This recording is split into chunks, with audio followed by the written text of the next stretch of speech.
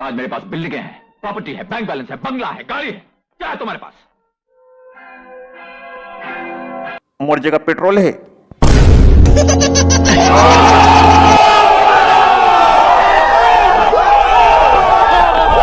तुमने मुझे समझकर क्या रखा है? विमल, बोलो जुबान केसरी।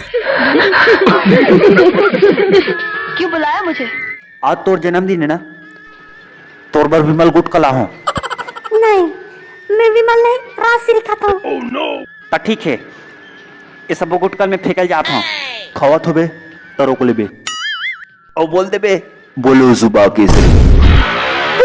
जा, मैं नहीं खाता और गुटका। सपना बोल दे एक बेर। नहीं, नहीं बोलो। फिर दूसरा बोला। अरुण रुक जा, मत फेंक। नहीं, सब लोग फेंक के दिखा दूँ। अरुण बोलो जुबा केसरी।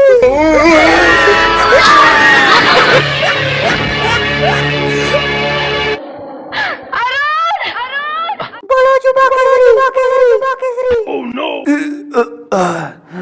सपना बोलो जुबा केसरी। बोलो जुबान केसरी।